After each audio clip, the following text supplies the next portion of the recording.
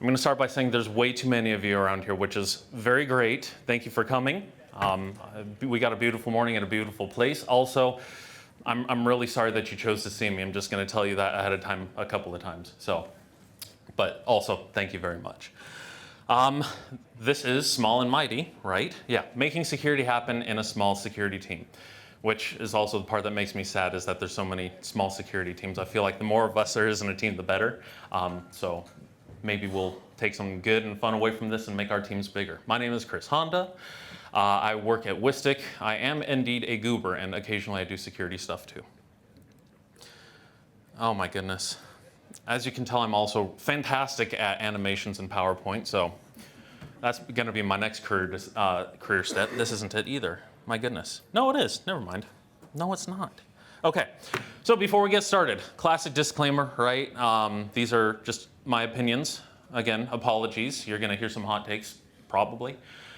I'm also getting in the meme making game. That's actually most of what my talk is just filler and me trying my hand at making memes. So please be kind, please be gentle.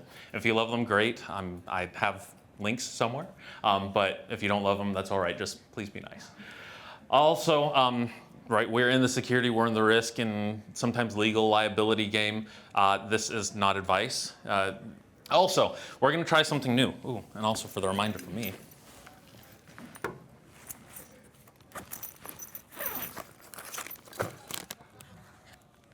I'm practicing playing catch with my daughter. So I am looking for an excuse to throw candy at you. Please interrupt. I'd love to hear your thoughts, your experiences, your opinions, and I'd love to reward you with some candy. And I mean that, please, like raise your hand. So despite the glasses, my eyesight and my hearing are terrible. Not that the glasses are supposed to help my hearing anyways. But please be loud, wave your hand, say, hey, you, and I'd be happy to throw you something. So I am known of consequence. I didn't make this one if you couldn't tell. But I really just like to share my thoughts, share my opinions and feelings on things. So I really don't think much of what I have to say, but I love having the discussion anyways. So I have a very, I guess, diverse background in terms of what I've studied, in terms of things that I've worked. Not really been good at anything in particular, but I just like doing things. I like learning, I like practicing, failing at things, and eventually I find something that, you know, I'm not terrible at. And I like to think I'm not terrible at standing and being goofy. So, right, I wanted to be a band teacher. I lived in Korea, and I thought, well, I need an undergrad degree. Let's go for Korean. So that's my undergrad degree. I speak Korean on occasion, mostly at restaurants. It's fantastic. I started at my current company as a software engineer, and I mean, hi Juan, I know you're going to watch this in a minute. I was not a good engineer, so out of the mercy of my blessed CTO's heart, he let me move over to the security team, start the security team up, and do this fun thing called SOC 2. So I'm now also an officially GRC nerd, if you want to talk about that stuff too. So, all right, those are just things I've studied. I was a marching band instructor. I'm terrible at selling, as most of you can tell. I was talking with Kate up here that I met this morning that I'm a terrible salesperson, and I almost sold her into not coming to this talk. So if I can persuade any of you to leave early, then I know I'm improving as a salesman. And most recently, before I got into the world of tech, I was a broker. I worked for this tiny company called Vanguard, doing some stuff with mutual funds and what have you. And it was really fun, but the work hours will get to you pretty quickly. Right, I mentioned I occasionally do security things at Wistic, which is a vendor risk management company. Thanks, Wistic, for sending me out here. I love Seattle, and I love the folks here. And I'm probably about to lose this crown, but I am the reigning Kahoot champion at my company. So trivia is also one of my super fun things. I come from all over the place, but I was born and raised in Garlic Country in the middle of the Central Valley of California. So enough about me. I like to give people the TLDR in case you decide to leave. Like I said, if I can convince you to leave early, that means I'm getting better at selling. So TLDR of what I'm hoping to talk to you about is if we don't have a company, if the business isn't doing business stuff, then we don't have anything to secure. I know, not really that hot a take, not really that unthinkable, but it's been brought up in enough discussions that I feel like it's worth mentioning as a precursor. Also, right, I feel like we as security people, as risk people, compliance, right, We like to think we got to secure all the things, and then we quickly realize A, that's not feasible, B, it's really expensive, and C, that means that we're telling other people how to do things that sometimes just objectively aren't the best. And then last point, and this is where I think I'm gonna stir the most angry, buzzing remarks, is that, you know what, sometimes if we're in a tough point, we just gotta go and do stuff. That means we gotta stop looking for the most automatable solution. We gotta stop looking for the easiest path. Sometimes you just gotta roll your sleeves up and try something, and you make it work, right? Or if you don't make it work, at least you learned. You know what doesn't work, and you know something else you could try, right? And the doing is what gets things done. Also, money is nice. Money is nice, but it doesn't fix all the things, right? The existence of money doesn't fix problems. We all know that, right? Money is great, but... All right, so some of the goals of being in a security team, we're getting into it now. We like to secure things, right? So part of my personality, and what I'm guessing most of your personalities also is that we like to feel good about things. We like to feel that we've put enough walls and barriers and rules and things in place that things will go as expected, right? And that's great. A lot of people want that. A lot of people feel that way about life, about their work, right? We like money for our teams because that means we get shiny new tools. That means we get extra teammates. We get paid.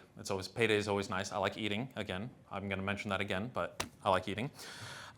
We like feeling helpful. I know that this is, I know that it was like that for me. That's why I wanted to get into the role that I'm in, is because I just like doing things. I like helping people and hearing people say, oh, thanks for your help on this project. It was really fun. We learned this and that. And I know that's a common trait for a lot of us. And then also we just like feeling cool because hack. And those are all admirable. There are some problems. One of the biggest one meaning money. Right? The lack of, right? So if you were to ask most of you here, I'm assuming because you have small security teams, I venture a bet that most of you probably wish your teams were a little bit bigger, whether it be bigger in terms of tooling, teammates, representation at the board or leadership level, and money would almost certainly solve most of that. Not all of it, right? We're operating under the assumption that money is nice but doesn't fix everything. So. I've found, again, and many of you probably know just as well, if not better, that lots of not having money causes even more problems from that perspective. Asking for money, all right, no, I gotta ask for some crowd participation now. How many times have you gone to your CTO, CISO, VP, someone in a leadership position and said, hey, we need more money, can you just get it for us? And it actually worked? I'm so jealous. Here, keep your hands up. I want to throw candy at you. 1, 2. Did we all sign waivers? Oh, 3 more. Oh. There goes my career in the MLB. 1 more. All the way in the back. I'm quitting today if you catch this. Oh, I'm sorry. If that doesn't make it back to you, come up and I'll get you one later. I should also mention that I'm not athletic whatsoever. Anyways, and then from a risk management perspective, right? So on top of us not being able to do our own things, usually when we try and get other people to do stuff for us, right? The tendency is we got to fix this or else we're going to be breaching and the company's going to go out of business and none of us are going to have any money. Something along those lines, right? And that's not fantastic. So, as we learned from Michael Scott, right, we want to be feared and loved. Or, what is it? We want people to be afraid of how much they love us. Something along those lines. Office was a great show, but Michael had terrible, terrible managerial advice. So, we're going to kind of go away from that a little bit. So, my proposal of solution, and again, maybe a bit of a hot take. This is Himeji Castle in Japan.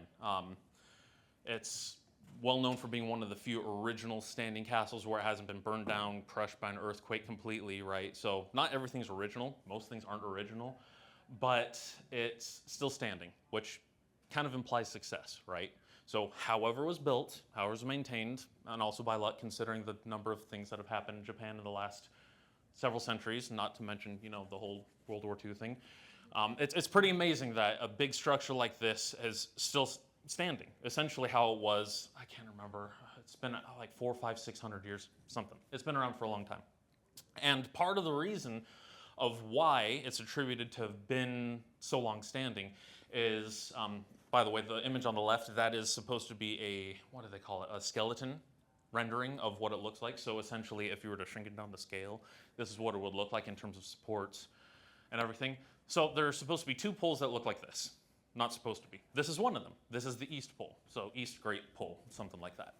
And there's two, one on the east, one on the west side. And it's off of all of this that everything's built, right? So if you look around the buildings, right, you got a bunch of pillars in a bunch of these rooms which provide support throughout. Whereas, and I never really could see it. I was hoping I'd be able to see it bigger on the projector, but allegedly, assumedly, everything that you see on the left is built on two poles that look like those on the right. And you're probably expecting them to say, well, security is one of those poles. We're not. Surprise, right? And it's not to say that we're not important, but if you were to take away the security of a company, most companies, it's not that we can operate, they just couldn't operate ideally, right? Because what do? We reduce risk. Specifically, we reduce information security risk or cyber risk, right? It depends on the function of your team, right? So at my company, at Wistic, we're a little more broad sweeping because we're like a team of 1.5 plus my VP, so we touch everything. Whereas some of your teams might specifically be IT risk or cyber risk or financial risk, maybe even, right? Like I met some folks here last year, I think, that just did financial stuff. They were coming to learn more security stuff. So, right, you take away like the cyber function, yeah, your product's not going to be secure, and that's going to be terrible in the long run for the confidence of your customers, for example, and maybe for your insurance rates, but it's still going to function, right? At least for a time. So that's, right, kind of hot take, almost a hot take number one, kind of semi-hot take number one, is that we're not the main pillar. And that's not to say that we should downgrade or devalue our value for ourselves to our internal clients, to our customers, but it's putting ourselves in proper perspective of how we work with a company, because that's going to set up good relationships with the rest of the company for us to effectively operate, do our jobs, and then support the overall business. So, we all get to have jobs, right? We all have jobs, everyone's happier, everyone gets paid, everyone has money. Yay! So, and hence that's the catch, right? We're going back to the catch of, right, if there is no business, we don't have jobs, which is kind of terrible, right? I like eating. I need money for food until I get to run a small farm, which is seeming more and more just not possible. So, as long as I'd like to eat, which is preferably for the rest of my life, I gotta work. And right, we're operating on the assumption that everyone else is feeling the same way. So, that's where we want to avoid doing what the car's doing, right? Let's keep operating under the assumption that there is no security without the business. So we want to circumscribe our interests, how we operate, to what the business needs. Fine line to ride, but hey, that's just part of the job. So, kind of controversial, but not really. Main point number one is, right, security is just part of the bigger picture, right? The business operations inevitably have to make money, right? So if you ever talk to sales folks and they talk about how great of a commission check they just got, it's because they brought in company money, lots of company money. And I encourage you to feel like, man, I want a big part of that, and learn some skills that help do that, right? I mean, work with your salespeople. The more that you learn how to sell internally, the more that your pocket is going to start feeling that impact as well, is essentially what that is, right? And it's not all about money, but that's how we deliver value. We deliver more value, the company does better, we get paid, and then we go to dinner. All right. That presents a little bit of a problem, though, in terms of how we think about securing without going too far to either extreme, saying, hey, this isn't my job, I'm just going to do security things, without also saying, hey, I'm going to get involved in all the things, right? Right? Not all risk is worth eliminating, because it takes time and money and effort and people and money. I think I said money again, but right, things are expensive now. Things are just really expensive. So instead of having the mindset of, hey, we need to fix all the things, like, hey, let's maybe think about what needs to happen. What needs to happen first and best.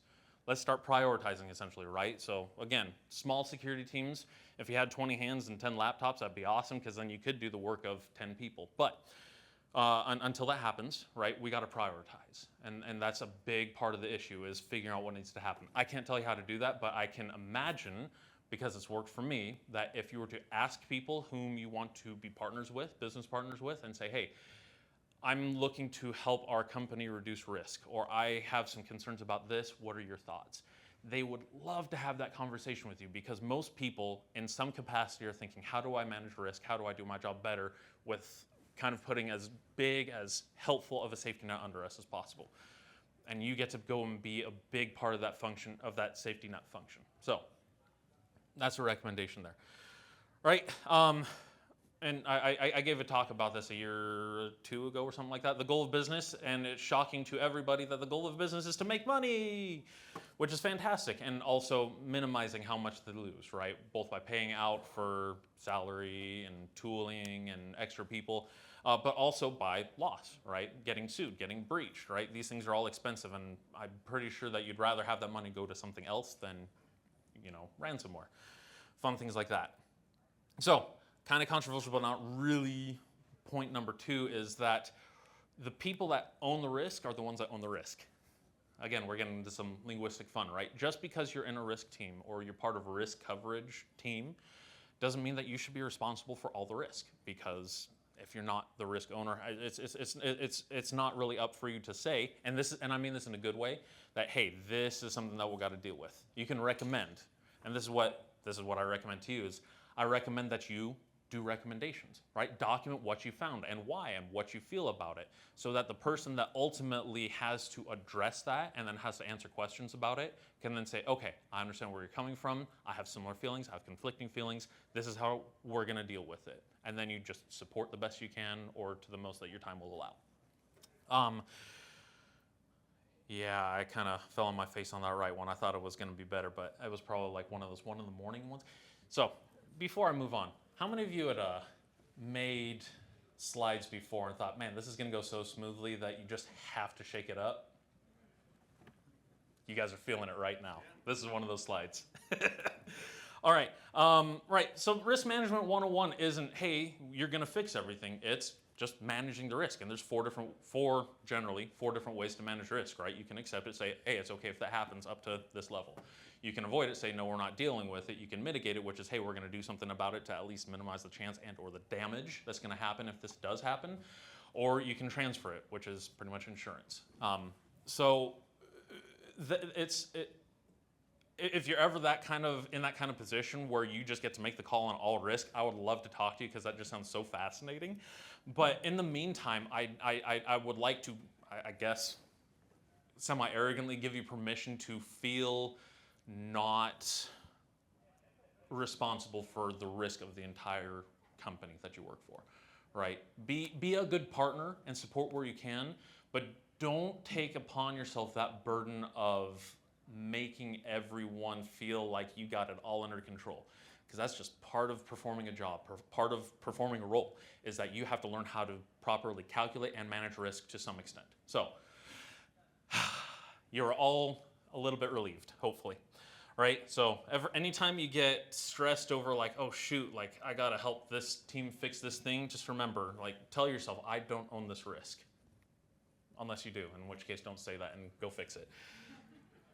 All right, main point number 3, out of options, roll up your sleeves. I'm running out of time. So I promised 2 good folks that I work with. This is essentially the embodiment of our information security function at Wistic now, is that we've made it work. I wish that I had more time to tell you more about some of the cool things we've done, but I mean, look these folks up on LinkedIn or something like that, or hit me up and I'll get you connected. But we have gotten into a cadence of, and I'm not saying we're miracle workers or anything, but I can just say, because I've worked with these people, these guys are super creative, and I feel really jealous because I'm not. I just kind of smile and wave and do stuff like this every once in a while.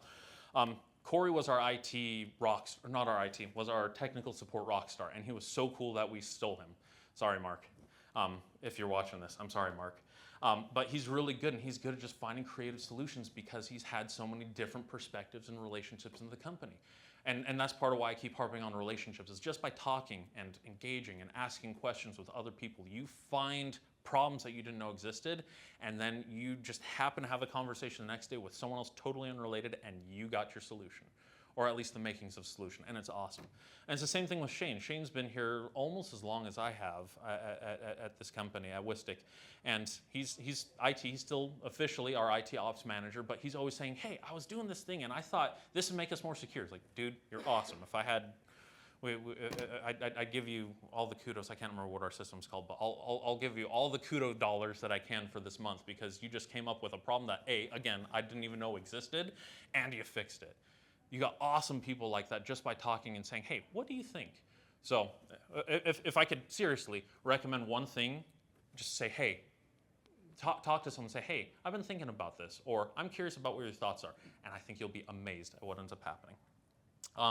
Open source tooling is great. Most of the time they're free, minus whatever the costs are to host in your infrastructure, right? Like, so we use some of these. I know there's really, really big megacorps that use some of this stuff too. If they don't have a team to make their own tools, right? Open source is a great place to look because it's usually free, or at least free options. So it's all about getting creative when you're in a small team, right? If you don't have an AppSec guy, right? Like for a while I was our AppSec guy, and I told you I was a terrible developer, right? Bad developer and AppSec don't really go hand in hand. So that's where we start looking at open source, right? I'm not telling you like things are bad, because someone much, much better at AppSec than me came in and fixed all the stuff that I bungled. So, but it's about getting creative. We got a great tool called Google, which is super duper free. And chances are if you spend more than like 2 minutes there, you'll find something great. Or, you know what, come to these events and start asking people. It's pretty fantastic. In summary, these are the things I'm not going to read again because I'm coming up on time, and I thought I was going to let you off with even more time to go and talk and do more fun things and listen to me talk. So, summary, in other words, because security is not convincing, right, we don't own the risk unless you do, so make sure you're working with the risk owners to do it right. And don't be afraid to learn and try and ask and conversate and experiment, right? That's how we learn and get things done. I think that's it. If you have questions, take them outside or here. I think we got to skedaddle in just a sec. That's my LinkedIn. That's a copy of the slides. Not sure where you'd want them. And I work there. That's Wistic. Friends, thank you so much. Fellow troublemakers, you have a great Saturday, and we'll talk to you again soon.